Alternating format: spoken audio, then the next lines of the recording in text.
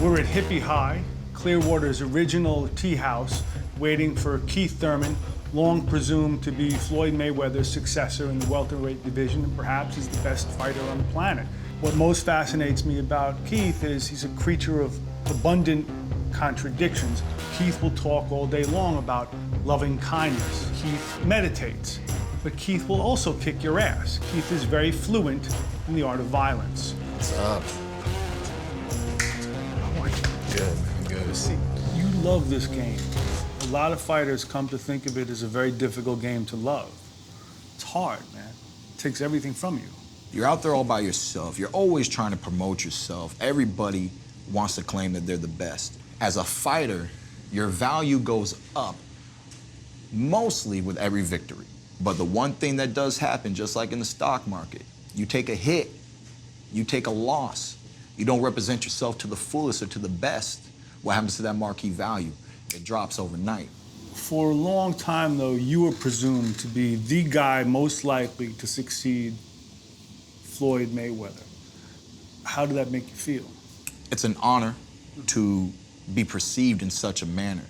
And now it's my job, just like it was my job before when Ben Getty passed away and he told everyone I was going to be world champion.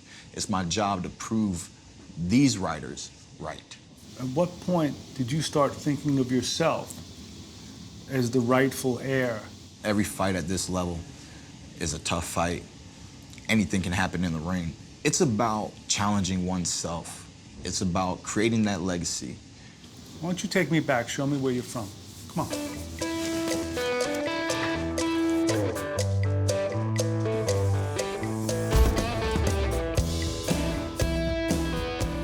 A lot of fighters came from circumstances where they needed a lot.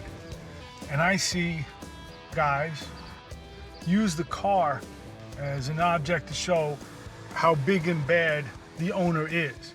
Clearly that's not going on with you. Why don't you need a car that announces how big and bad Keith Thurman is? I was born big and bad, man. You know? I mean, I got an ego. It inflates from time to time. And then I pop it myself and I deflate it, you know?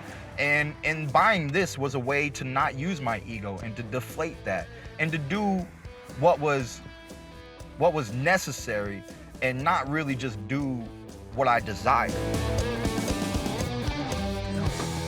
Come on, champ. You used to come here with your mom? Yeah, as a child, it's really the water and the beaches that brought my mother out here. When I was a kid, we always used to joke around and say she was trying to catch up to me, right? And there were a few times, man, where her color and my color were pretty much matching, man. Mom was out here. She was like a sunbathing champion. Was that hard for you, growing up, black father, white mother? I don't know how many other, mixed children in America feel this way, but for me growing up, the hardest thing was really finding out how to accept myself. The challenge was, am I white? Am I black? A lot of people don't know who Keith Thurman is, but I am Polish, Hungarian, and African American. But it's one of the authentically charming, interesting things about you that you're beyond characterization. I've always admired the warrior spirit. And with that spirit of a warrior, I always think like Aztecian, just wearing a cloth with a spear and warrior paint on, you know what I mean? And when we go to battle, we're battling till it's over. People have been talking about you and Shawn Porter for a long time. It was supposed to happen in December, and it was supposed to happen in March. That's a while to be thinking about one man. I was aware of Shawn Porter back when I was 17 years old, and I was competing open in national tournaments. There was a time when you were training for Marcos Maidana, a fight that didn't happen.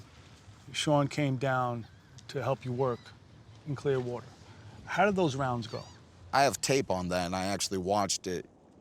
And I would say that I would land more clear power punches, or maybe the most effective power punch of the round, I was able to make him miss. There was one time where he fell into the ropes, but he was constantly active, right? Constantly active.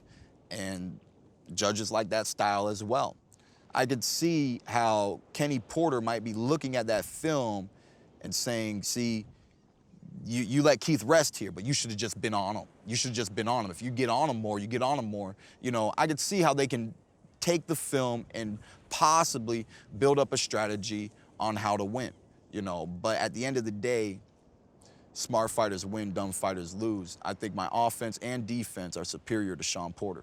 Kenny Porter said you turned your back in sparring, signaling, I've had enough. Now, is that the truth, or is he just trying to provoke you? That's real random, man. The only way I would do such a thing is if there was a muscle cramp that I had to deal with for the moment, or if I possibly landed a punch on the elbow, or I would have to have hurt myself to say, you know, I'm trying to think, did an injury occur in that camp? Sometimes you got to take a few days off. You know, you did something with your hand, you kind of hurt it. You know, that's the only thing that's going to pull me out of the fight. Shawn Porter was not overwhelming. There was nothing overwhelming about him. Is Kenny Porter talking because that's an advantage he needs to seize? Kenny Porter's talking because Kenny Porter wants to talk, apparently. You know, Kenny Porter's made way more comments than Shawn Porter. We should be talking about how Shawn Porter feels about fighting Keith Thurman, how much he believes that he's gonna be able to back up the words of his father. Me knowing Shawn from the amateurs and working with him, I know that he does have a nice pop to his punch, but he seems content with outworking the individuals he's been fighting lately. He argues you haven't fought great welterweights. You argue, I assume, he hasn't fought good welterweight. 40. Well, yeah, and the welterweight he fought, he lost.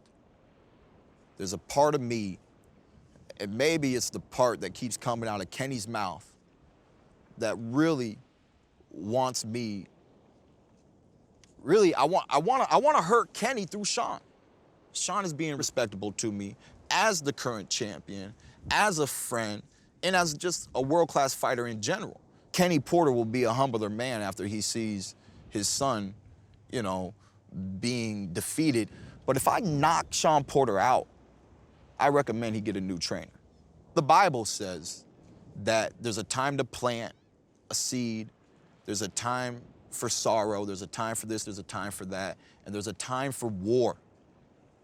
There's a time for war, there's a time for battle. And my time is always whenever we sign that contract. when you walk away from this game, what do you want people to say about you? One of the greatest welterweights that ever lived is Keith "One-Time" Thurman. I just want to be a part of history and make my claim in it. Thank you. I wish you love and kindness. Be safe.